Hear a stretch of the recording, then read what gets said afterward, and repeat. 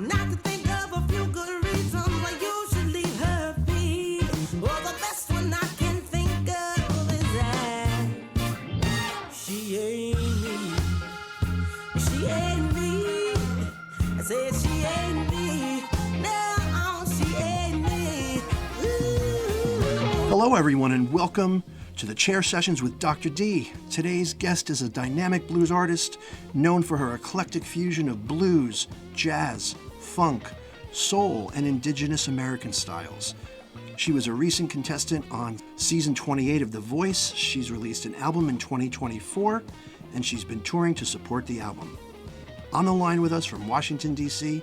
is D.C.'s Queen of the Blues, Carly Harvey. Carly is going to talk to us about her music and an exciting musical collaboration that includes a stellar lineup of powerhouse artists and vocalists in the contemporary blues world. Welcome aboard, Carly Harvey. Hi. Welcome. Thanks for coming on today. My pleasure, my pleasure. Let's go over your musical background and influence real quick before we get into the meat and potatoes. Sure. Well, I grew up in a musical home. Both of my parents were musicians. My dad was a mainly funk genre, but he was a bassist. And my mom did a lot of theater, but mainly focused in jazz and blues jazz, and also gospel. And she sang in church and things like that. So there was never a moment where I didn't want to be a musician as a kid. It was like, I want to be an astronaut and a singer. Like, I'm going to be a doctor and a singer. And I'm going to be a poet and a singer. And then my dad said, isn't that a songwriter? And I was like, right. Well, I'm going to do that too. So it always went back to the singing. Yes, it always went back to the singing. And I was pretty shy as a kid. I started out playing violin when I was about 7. And I played violin until I was 9. And then I decided I was going to teach myself to play piano and guitar and accompany my voice. But I was still just so shy to sing until my junior year of high school, where I was like, this is revving up in me and I want to just let it out. And so I was always doing choirs, though. So all the choirs you audition for, like all-state choir, honors choir. I did like 5 choirs from the time I was in 4th grade until throughout college, actually. Oh, wow. Yeah. And classically trained in college. So You said it was revving up inside of you. So let's talk about that a little bit more. yeah, I think when you're so young, you don't have like the vocabulary to express what you're feeling, but I always loved it when my parents were like, we're going to the grocery store. And I'd be like, great, get out. And that was my time by myself to test the limits of my voice, to sing as loud as I wanted to, just to see what it could do without any inhibitions. And what I found was that when I was able to freely sing the way I wanted to, I became a conduit of energy, like even just for myself, even though there was no audience there. And it was healing for me. There were times I would sing so long until my parents came home, and then I would cry because I had to stop, Wow. Yeah, so it became my medicine. So that was your space when they left the house. That was your space to kind of do your thing and to kind of explore your voice, Yes. range, content, all those things without fear of anyone judging or being, feeling like you're maybe under a microscope. Yes, I did. I have 2 older sisters, but one is 12 years older, so she was away in college by the time I was singing this way. But the middle sister would sneak in and watch me sometimes, and I'd be like, "Get out! I hate you." So tell us what you were singing. Oh, everything. Sometimes you resist the music your parents like. So what did they like? So it's like, funk, but very eclectic home as far as like what we were hearing in the house. So like, definitely a lot of funk, but a lot of James Brown, a lot of soul, Curtis Mayfield, but also Santana, and also Tito Puente, and Oh, wow, also nice. Selena, and also Mariah Carey and Sade. That stuff was coming from my dad, and Led Zeppelin and the Eagles. And from my mom's end, it was Ella Fitzgerald and Billie Holiday and Aretha Franklin and Etta James and Louis Jordan and wow, yeah. that's So some we had diversity of styles and Yeah, so it was like one day I'm like practicing my whistle tone and singing Ain't No Way by Aretha Franklin and teaching myself to play that on piano. And the next moment I'm practicing my runs and singing some Mariah Carey and all of the things in between, Coco Taylor and just everything and anything I wanted to. I was so limitless. When did it switch? When did the switch start to go on to build, where you felt like your confidence was building? Is it something that happened gradually, like you really didn't notice it, and then all of a sudden one day you're like, oh, wow, I can sing? Or... I think because I was so shy, I wasn't really putting it out there that I wanted acknowledgement, or I wanted the roles. I wanted the roles I wasn't getting. And so some fire lit in me, and I started auditioning for the musicals and auditioning for the solos. And I think I was kind of tired of being overlooked, but I decided, well, closed mouths don't get fed, right? If you you're right. if you don't open your mouth, no one will know what you're capable of. And it was sort of like people were like, wow, where have you been hiding this? Where did you start as far as, moving beyond the quiet space of your house out into having an audience? Well, definitely in choirs, like getting solos. And of course, that was a lot of classical music, but also in the musicals in school. We had a big musical called Pop's Concert, and I sang a song by LeAnn Rimes, How Do I Live Without You? And my mom was like, whoa, where did that... You just sang that so beautifully, and people responded really well. And even my choir teacher was like, you're a pain in my ass, because she's like, all this time. And that was like the end of my junior year of high school. And once I got to college, I was like gigging with a band. I was booking the band. Nice. At different bars. Like I was like, well, I'm a late bloomer, so I've got to catch up. And so that was... You were learning the business too, it sounds like. Oh yeah, I was like learning as I went and figuring it out. And I was like, I don't want to be in the background anymore. That's not what I was supposed to be doing. Yeah, and I think I started out on my own wanting to do like more singer-songwriter stuff. And while in college, I was in an a cappella group, and a friend of mine heard me sing a Bonnie Raitt song, I Can't Make You Love Me. Oh, beautiful song, yep. And I think he heard elements of blues in my voice, but I decided, because my mom liked blues and jazz, I was like, I'm not going to be a blues singer. Wow. Okay. And he said, you should sing blues. And I was like, no, thank you. I don't want to do that. So that was the oppositional...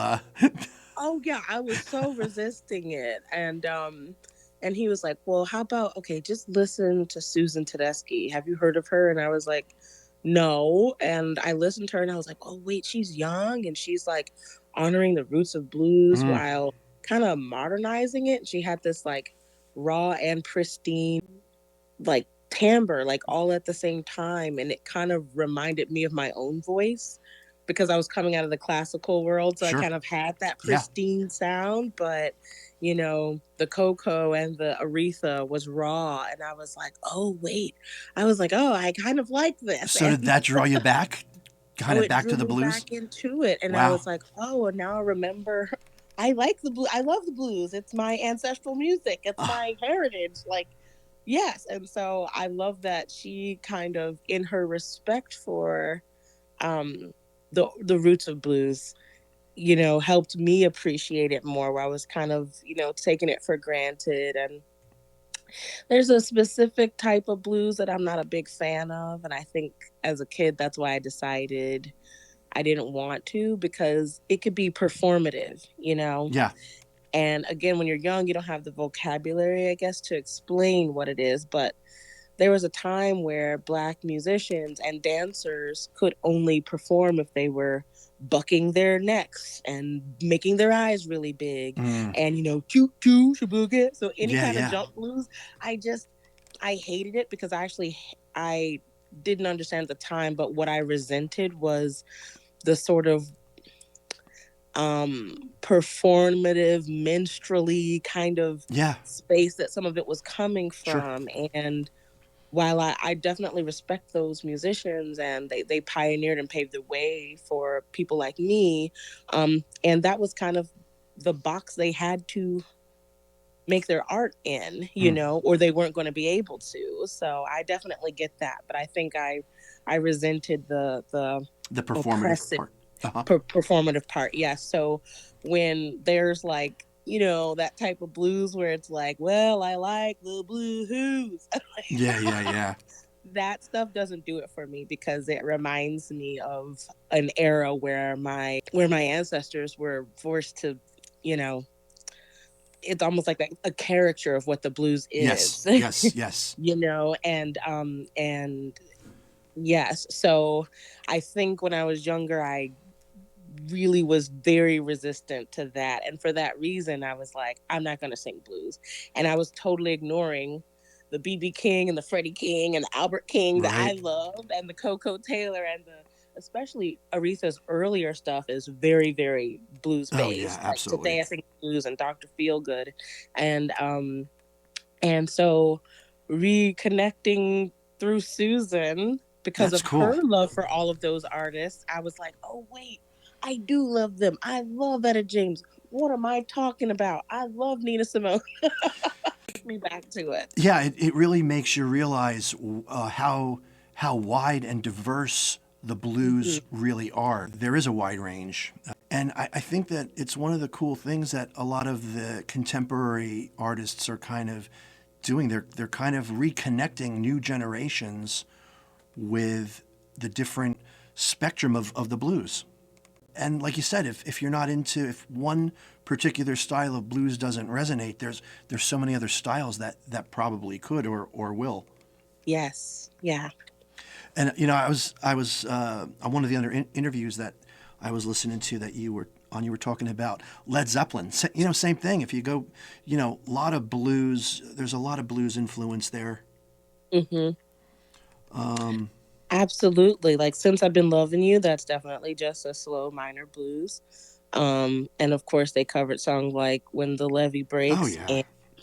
And I really loved them growing up, and I found out as an adult that they had done some not so great things, like take Black musician songs, which Black musicians at earlier were not allowed to copyright their songs. So I think the industry knew that, and they had this band basically verse for verse, lick for lick, record these songs and then list themselves as the writers. Wow. And that it was so disappointing. So I kind of I really want to do a Led Zeppelin tribute, return it, return to the origin, and blues up the songs, because I think Black Dog could be really. Oh yeah.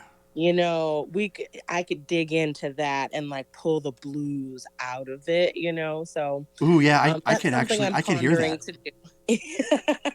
Yeah, it's in the works. I've been talking about it with some people. So, but I did appreciate their interpretation. Sure. And how and where it evolved to from their understanding of it. And of course the Rolling Stones too. Oh, sure. And you mentioned Janis Joplin in a previous interview too. Yes. I mean, there's so many, can't name everybody, but oh man, Janis Joplin. I mean, that's just complete rawness, but the range she had, it's almost like you didn't believe she was going to make it there, and then she goes there and you're like, whoa. Yeah. So were some of those the rock and roller, some of the more rock and roll artists with blues roots, were they some of the more cathartic ones that you were singing in the house? Like the ones where you could really just kind of let it loose? Yeah, like if I could just rip, you know. Yeah. Yeah, right. Yeah, anything where I could just like rip and like just like really dig in.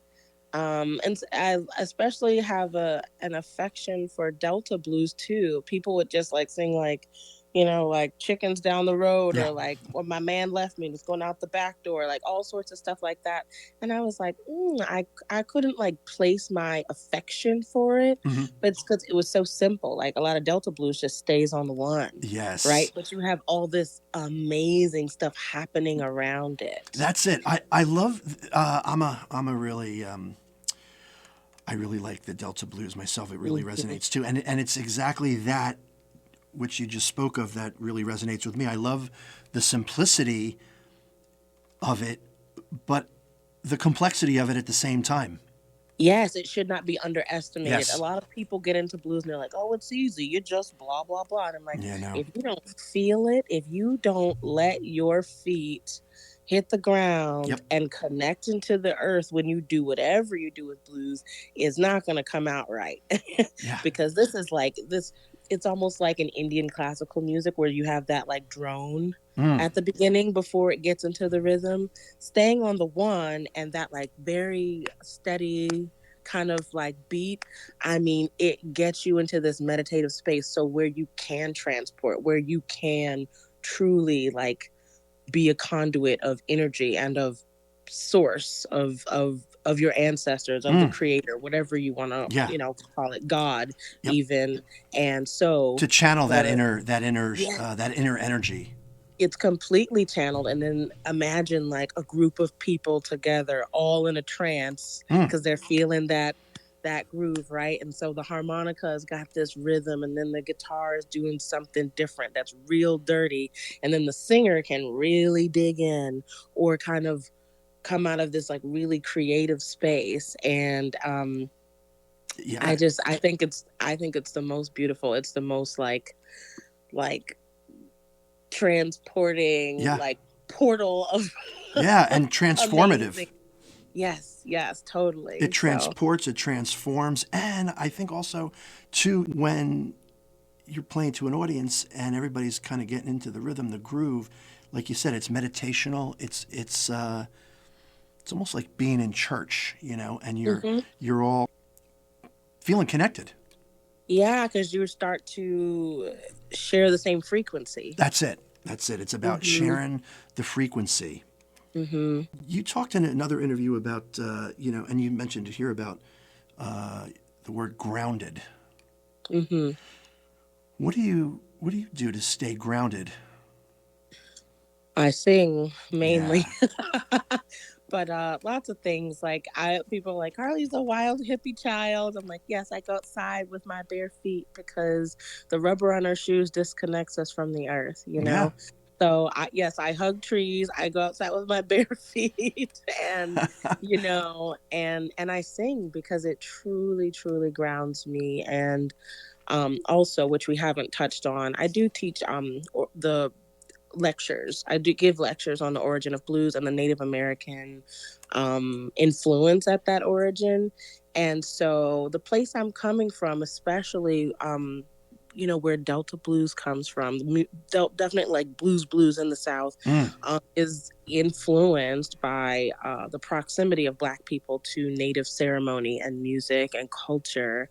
And so when I'm digging in and I'm singing, it's almost like I get grounded because I connect to my ancestors too. It sounds from both sides, you know. Yeah, like those melodies they're so powerful, and they go back to a time before I can remember, but my energy remembers, yes. My spirit, my soul remembers, and I get to share the frequency with the earth, but also with my ancestors when I do that. So yeah, it's like it's inherent. It's in our genes. Mm-hmm. For sure. And it's ceremonial. Mm-hmm. You know, it becomes like a ceremony when you're channeling it. whether you're by yourself or even other people or getting on board the frequency, it's like a ceremony, and I feel like that's what some of the deeper levels of music when people are really listening on a deeper level. That's the transformative part. Mm-hmm. It changes us, it transforms us, it heals us. It Yes. takes us to places that we consciously may not remember, but like you said, it's inherent in us. Mm-hmm. Yeah. So I got to ask you about this mojo bag. I was reading about the mojo bag that you had pulled out when you were on The Voice. Yes. Does that fit into this tree-hugging, meditative... I mean, a little bit, yes. So, growing up, Native heritage or Native spirituality it's all about like you honor your ancestors, you honor the earth, you're a caretaker of the earth, and that means you respect what the earth produces. That is also these crystals and stones and wood and trees and the animals. And it's all a cycle because I come from the earth too, so those things are all connected to me and part of me. So I take care of them as if I'm taking care of myself. I respect them as if I respect myself. And therefore, their elements, I understand and I respect them as well. So not to say that the use of specific types of crystals is connected to Native spirituality, but it's what kept me open to it because of that mentality. So like, rose quartz is supposed to be good for your heart chakra. It calls in like, self-love. And if we're loving ourselves, we're putting that frequency out into the universe, and therefore we're elevating the energy around us. That impacts people around us too. We can elevate the collective if we're loving ourselves more. So I keep rose quartz in my mojo bag. Right on. I keep a turquoise in my mojo bag. I keep green aventurine. That's supposed to be for health and prosperity and good luck. So it's kind of like my little good luck charm. Nice.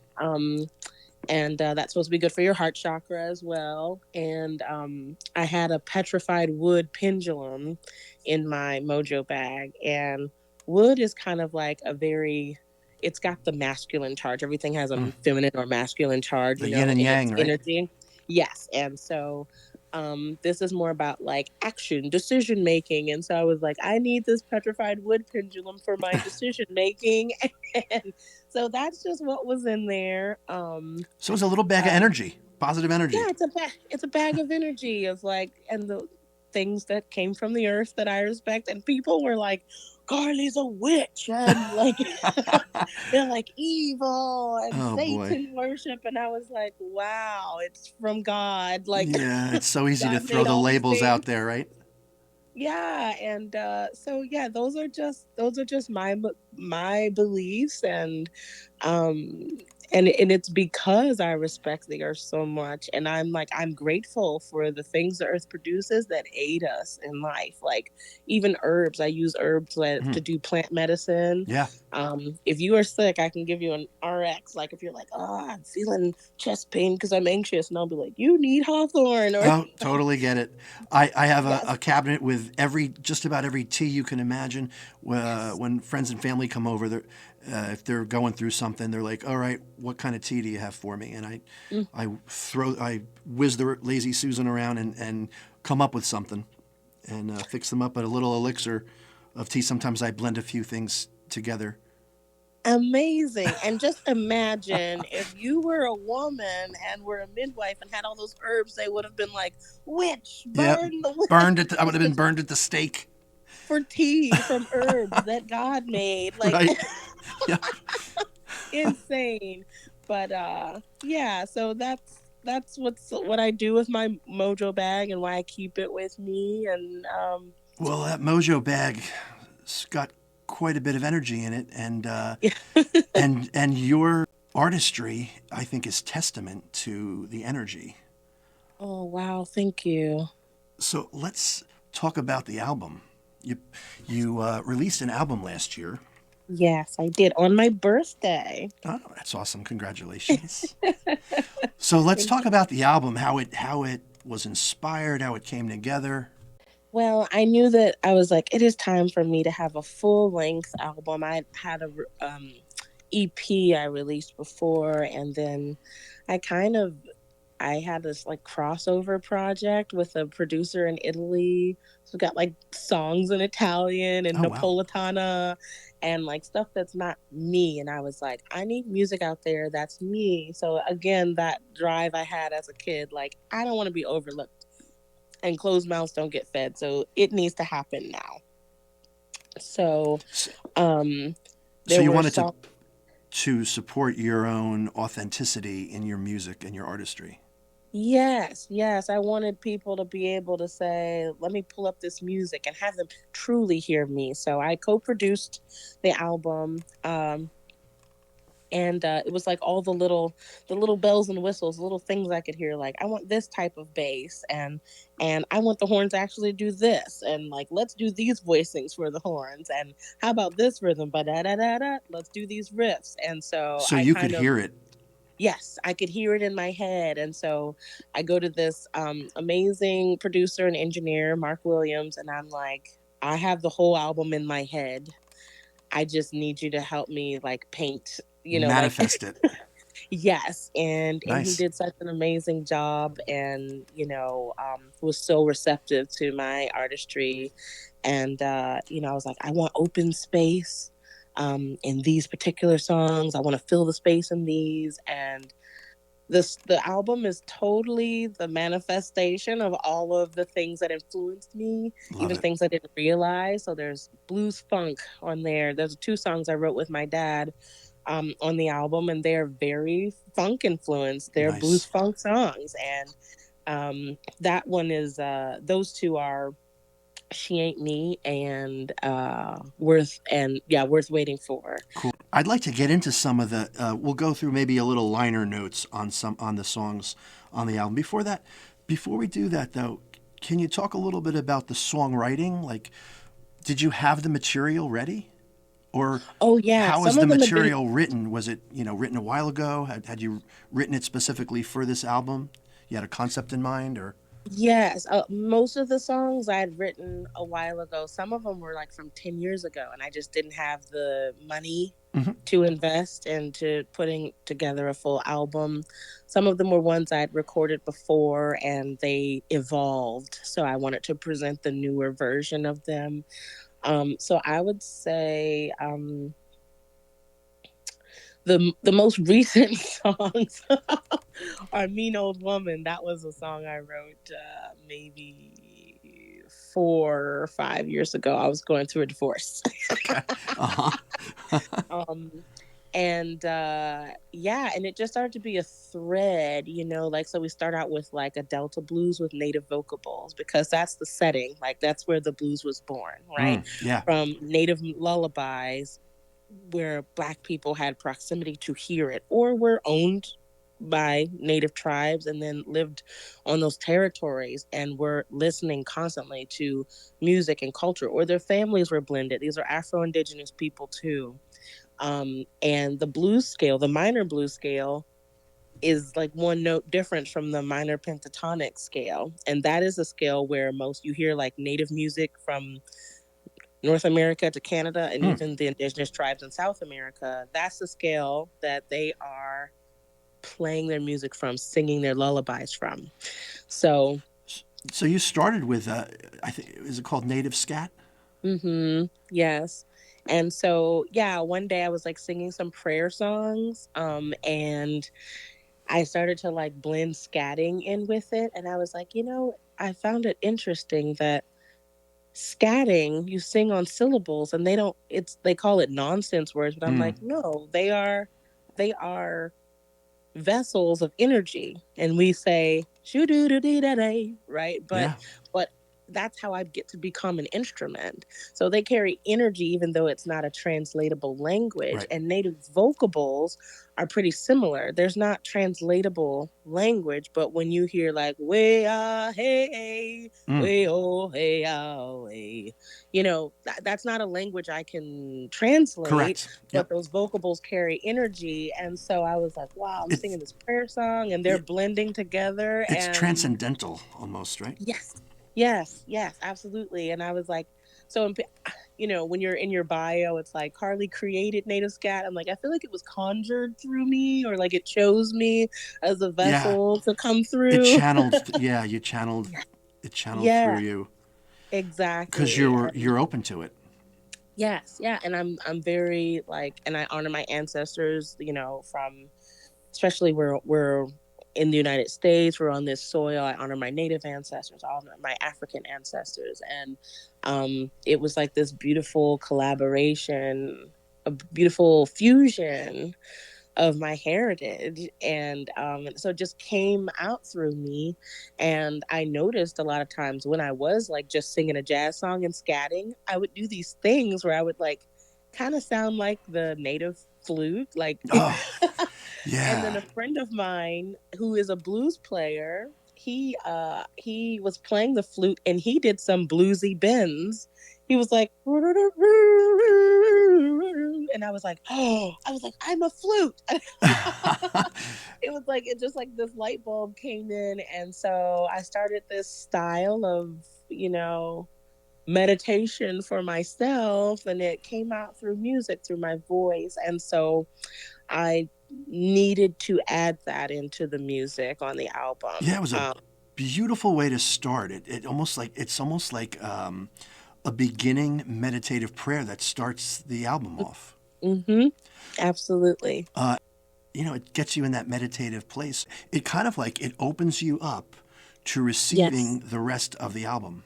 Yes, that was my intention. And so it's kind of like, and also to thread its origin, almost like, you know, you have like a thesis, and then you got yeah, exactly. Like, and so we go into Mean Old Woman, and we've got the like steady beat, so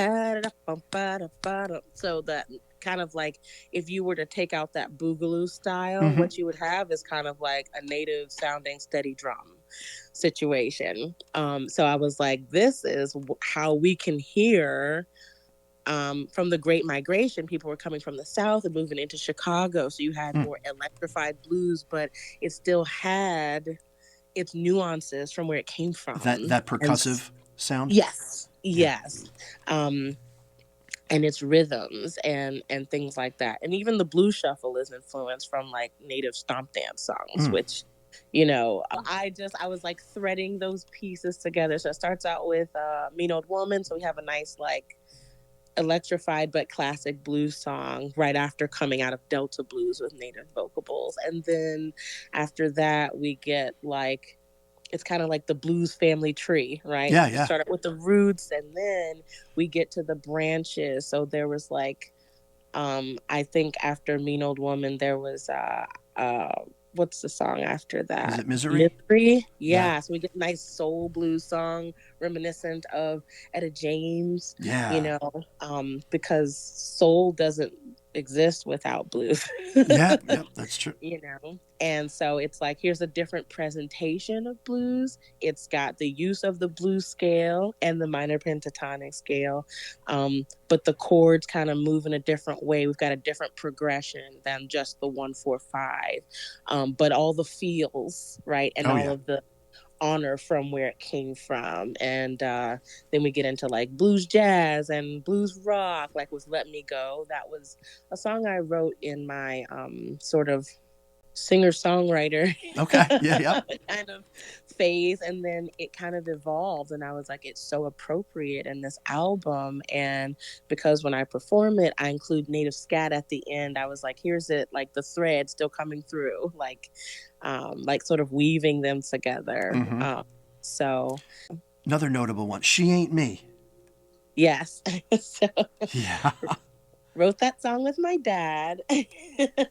So since everybody who's listening and you understand me as a spiritual person and a spiritually connected person, my dad passed away when I was 21. And we were very estranged at that time. Like it was also so hard. There were so many things we didn't get to say and love we didn't get to express. And it was a complicated relationship. But my love for music, I wouldn't have that without him. And, so that was the gift. That was the gift. So I inherited his very beautiful Fender jazz bass. I won't say what year it is. So my friends know, they're like, Carly, do you want to sell it? And I'm like, no, it's my only thing from my dad. But so I play it sometimes. I'm not as good as him, but yeah, a couple of times, like I'll like go to sleep or I'm like lucid dreaming, and my dad puts like bass lines cool. in my head, like while I'm dreaming, and he's like, write a song around this. And so that's how She Ain't Me happened. So I kind of went to sleep, had a lucid dream, interacted with my dad. He gives me this bass line, and then I write the rest of the like the music around it. It's and almost then I a collaboration. Recorded. Yeah. So then I recorded it, and then I took it to the band, and I was like, we gotta play this right now, so I don't lose it. And so I played them the recording of what I made, and they made it sound beautiful, and I just cried. I was like, wow, we just like. So there's some catharsis going on too with the collaboration, that you're kind of getting this energy from your dad in this new collaboration, even though he's not here physically. Yes. There's something maybe healing or even very peaceful about taking those dreams and some of the inspiration from his spirit. Yes. Yeah. And I mean, of course, the lyrical content. Yeah. So I dated a Gemini who I thought I was dating, but one of him was dating me and one of the other one wasn't. And so I was like, well, I mean, I was like, what do you mean? This guy, he's like, I'm getting married and you're invited to the wedding. And I was like, what is wrong with you? And also, what? And I was like, I'm amazing. What does she have that I don't have? Like, she's not me. And so that's where the lyric. There's an energy on that one too. Oh yeah, I was angry when I wrote those lyrics. I was like, the best thing I can think of a few good reasons. One, she's all the way in California, or like she's this far away, but mainly she isn't me. Yeah, so I had fun writing that. I was gonna say, coming from a sassy place. Yeah, it's funny that I was just gonna say, sassy was the word that comes to mind with that one. Yeah, yes. Definitely sassy and kind of like, but sassy, and it's to listen to it. The album has fun elements to it too, but and serious elements. And what else do you want to highlight on that one? I know which one I want to talk about. Yeah, what do you want to talk about? So Human 2, that one really, I mean, the album in it's fun. It's fun to listen to. It's got all these diverse elements of blues, like you said, jazz, a little bit of funk. It's got the peaceful meditation in the beginning. But Human 2, man, that one hit me. Deep. And when I did the deep listen, like I said, the first track with the scatting, it was like a ceremony, kind of opened me up. It got me in that peaceful place to receive the rest of the album. And so when it finally came to Human 2, gave me chills. Actually, even brought tears to my eyes. That one, when you really listen to the lyrics on it, and the vocals and even the ending, the closing, it's like a gospel choir. It's just, I don't know. If anyone listens to that song and doesn't feel something, I think we need to check their pulse. Wow, I appreciate that. Very powerful track. So can you talk, you want to talk about that one? Yes, so I wrote that song in 2020 and I recorded an acoustic version of it. Mainly the same arrangement, but that was also 2020 was when I first realized, oh, native scat is a thing, right? And I definitely incorporated those chants and hollers at the end of the song. But the lyrical content came from there were the George Floyd riots, and they were putting children in cages, and there were so many social justice issues with changing the name of the DC football team. And I said, one, I don't think people know why this word is a slur. Yeah. And they think, oh, it just means your skin is red. You have red undertones to your skin. And that's not what it was about. They were scalping people to prove they were killing Indians, quote unquote. And it was bloody red skin. And there was bounties. And I thought, and I was like, everybody is so sad. The energy was just so sad in that year. And of course it was 2020. There was COVID plus all this stuff happening. It was so heavy, and fear I wrote and that dread song. and Yes, and I wrote that song I was like, I think if people really understood what these things were, if we had an invitation for a conversation, maybe we could get somewhere, because no one's listening. They're just angry, like you're bad and you're wrong, and you did this and you did that, or you're, and then there's the whole idea that, Mexican people crossing the border are illegal. And I'm like, they are indigenous people crossing onto their own ancestral land. And I think people don't put that into perspective either. They think of Mexico as this whole different place. And I'm like, it's still in North America. Right. New Mexico, Arizona, Texas, that's all part of what was Mexico. And that was also stolen from them. So and I needed those lyrics to be powerful, but also to be an invitation for a conversation instead of accusations. Yeah, an invitation for communication, I think, is that, I forget the exact lyric in the song. We can heal from ingrained hate. Yes. We can heal if we communicate. That's it. That's the one. Yeah. And I think especially any sort of native chant prayer setting can, like you said, it opens you up, right? If you come at somebody attacking them, they're already guarded. They're not going to hear you. Yep. If you speak to somebody from a place of love, they might be open already. And that is the way to communicate, in my opinion. So I wrote the song in that way, and I incorporated native scat. I intentionally did not use typical blues progressions, but I kept the nuances of blues vocally and in the guitar and in the feel, and that way it stayed open. So especially when we recorded it for this album, my beautiful friend Walking Eagle, who was also on The Voice, he played the flute, he played the hand drum, and he did the chanting and some of the chanting in the background. Beautiful. Before I come in with my native scat, but I was like, I needed all of those elements, and I wanted to honor all parts of my community. So it touches on social justice for Black people. Black Lives Matter. We are human too. The children in cages are human too. Indigenous people are human too.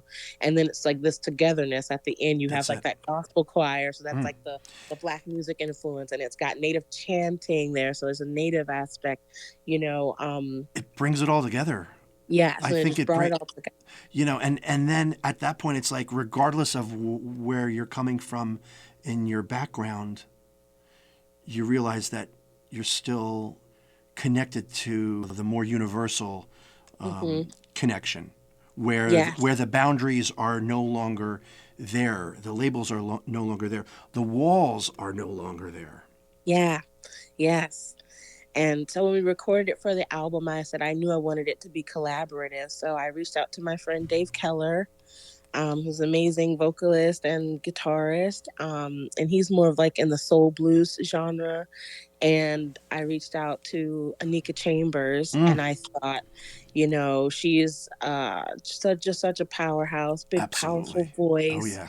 And I thought, because these lyrics could use a perspective of people other than me, maybe people who don't share my heritages specifically, but whose lives are still impacted by what's happening here. Absolutely. So I thought it was very, very important.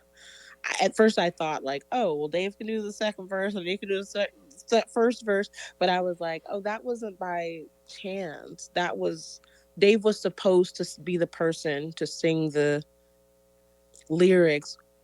What if you had to leave what if the borderline was drawn on land that used to be yours? It was important that Dave was the one who said that. Intentional. Intent. Yes, absolutely. And it was so important for Anika's voice to be the voice speaking on, what if I said I can't breathe while your knee is down on me? It was so important for her voice to be there. So I'm so grateful for their collaboration. It really just leveled up the song in a way that I could not have imagined. Yeah, really, it's fantastic. And then the last one kind of almost ties back to the first one. The last track is the Native Scat Reprise, and after you've absorbed all of the emotions from the album and the fun of the album and the seriousness of the album and all it's like going on an emotional, little bit of an emotional roller coaster ride, like life itself. We've got the Native Scat Reprise to kind of tie it all together. And again, so then there's this ceremonial track that with the flutes and that peaceful vibe, and it almost gets you to think about everything that you've just absorbed in the rest of the album, and it's like, woo. Oh, wow. After that, then it's like, okay, I want. You almost need a little rest because you've just absorbed like some, it's fun, it's heavy, it's like, whoa, okay, you go through the whole range of emotions, and that last track just kind of helps you consolidate everything, and that is kind of like the transformative part. It almost, you listen to that last track and it's like you realize at that point everything gets kind of put together in your mind and your soul, and that's where the transformation begins. Yeah, you can digest it. Yeah, you walk away from it transformed. Yes, and that was my intention. So the fact that you received it that way, that like, you have no idea what that means to me. Yeah, I love the entire album, really. Very well crafted, and it's just soulful and deep, and it just connects you. It really connects you. And it's a beautiful collaboration. And speaking of collaborations, let's talk about that. The last thing we're going to talk about is this special project, this collaboration called Battle Cry. Yes. With Gina Coleman. Tell me how that came together. Gina sent me a text message, and she's like, hey, I've got this song that I collaborated on with Chantell McCulloch, and we we want to like have different featured singers on the song. And I was like, okay, well, let me listen to it. And she sent me like a raw cut of it, and I was like, oh wow. I mean, because of all the things we just talked about, the way I'm spiritually and ancestrally connected, I read the lyrics and I heard the melody, and I was like, oh, this is what I stand for. I'm in. And I'm in. Like, it just really did not take much time at all. I wanted to digest, and always am a introspective person. So I wasn't like, sure, yeah. It was really like, I really listened, and I really read those lyrics and took them in, and I understood. I was like, I'm supposed to be part of this. And the yes was intentional. Oh, yes, absolutely. So had you known Gina before? Yes, actually, Gina and I met doing the IBC, Oh, I cool. guess, back in 2019, Yep. I guess, Yep. um, or 2023. I did it too. I don't remember which year it was, but that was when I met her. And of course, we stay connected through the blues scene and things like that. And she had actually recommended to Michelle, who's the founder of National Women in Blues. Um, she recommended me to be the host for the Women in Blues Oh, showcase nice. last year, and also, as she mentioned before, we share a mentor, which was the beautiful soul and late Joe Louis Walker. Oh, yeah. Yeah, so we kind of had all these connections. I mean, that's what happens in the blues world, right? We realize like how connected we are, what a small community it is, and we have all these little threads tethering us. And she's just an amazing person and beautiful energy, beautiful soul. And I'd been wanting to collaborate with her, so Yep. I was like, "Look, here it is, just falling into my lap." Yeah, she's like an endless well of creativity. Mm-hmm. She just keeps producing and producing, and we talked last week. I think she had 10. She had 10 tracks on the top 20 on the blues roots charts. Yeah. So, had you known some of the other artists that were involved in the Battle Cry project? Yes, I met Candice through like just going down to Memphis for the IBC and the BMAs. I don't remember when it was that we met, and we like connected online first. I really, really appreciate what she does with her music. Like, it is very, very like honoring the roots of blues, and she has her modern vibe, but she still has like a very traditional blues style. I love what she does. I love what she did with the Memphis Mini. Oh yeah, tribute. Yeah, channeling so too. She's an yes. yeah. Yeah, so I was like, she and I talked about like, look, we should collaborate, but it's like, when does the opportunity come? And I'm like, look at it falling into my lap. Here it is. And I know Kat Riggins, we're friends, and like we love on each other whenever we get to see each other. Nice. Big hugs, love her voice, love the grit, love the power. And she's also like every woman on this track is a conduit of energy. That's like, it. honestly, like, intentional conduit. Like we must know, and that's what we all share in common. And Alexis P Suter is no exception to that. Yeah. Like, oh my God. The first time I heard her sing, I was like, I felt the ground shake, So that's it. That's it. It's like that track, the Battle Cry track, and for listeners, check it out, Battle Cry. Another powerful, I mean, you're talking about channeling, what do we got, 6? Is it 6? 6 artists? Yes. Powerhouse artists. Channeling all that powerful energy into this one track. I mean, earth shaking, chilling. Like it really. Again, when you're open yourself up to listening to that track. I remember the first time I heard it was in the car on B.B. King Bluesville, Sirius XM.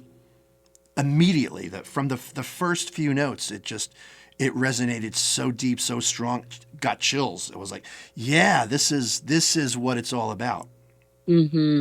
I love the lyrics. I love it's about like resilience, but also like knowing that your ancestors are near you. You can deeply connect. It's like I think the first lyrics. There's lyrics that Chantell sings. And also, I didn't mention her. I didn't know her before, like not even connected through social media. So I met her through this project, and her voice is amazing. And I'm like, what rock have I been under? I mean, and I think the first verse were, the part where like, I think Gina mentioned that it was a song that she had written. So she wrote the melody and the lyrics, and then Gina started to add more lyrics, and it sort of evolved in that way. But yes, and I feel like I needed this medicine at that time, because it was like right after I finished filming The Voice, and I didn't go as far as I would have liked. So and it's kind of like you need your time, like also my battle cry was like, I'm allowed to be mad about this. I'm allowed to be sad about Sure. this. It's part of your grieving process. Yes, you have to properly grieve it, name the feelings so that you don't carry that grief into the next endeavor. Right. You know, but when she goes, I'm moving onward. That's it. Forward marching. Yes. It's about the resilience. It's about getting through it. Mm-hmm. Whatever it is. I come from a line of resilient people. Right on. So I will get through this, and I'm going to be all the stronger for it. This collaboration just totally came at the right time for me. And I think that, you know, and again, on the more of a global listen, I think that we all deal with something in life that we're struggling with. And I think there's just such a great hope in the song, a powerful strength in the song that no matter what your background is, again, you can feel the power in it and connect to the resilience. And I don't know, I think that anyone can get a strength from it. Yes, anyone can. Anyone can feel it because that is the part that's universal. You know, the energy, the frequency, that's universal. Everybody can tap in. It's just such a cool, iconic song. I don't know if iconic's the right word, but it's just it will be iconic. I think so too.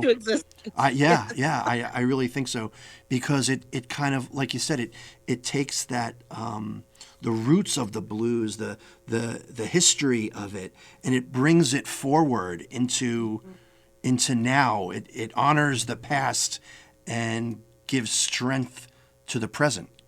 Yes. And we all had our own special, I think we all have very distinct voices. Absolutely.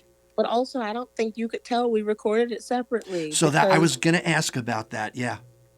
I don't know. I think I just got back from a tour in New England, and I was preparing to go on tour in France. And so I had this sliver of time to do the recording. And so I recorded it here at a studio in DC and sent it over. But I got to hear the other women's voices. I got to hear Gina and Chantell's voices.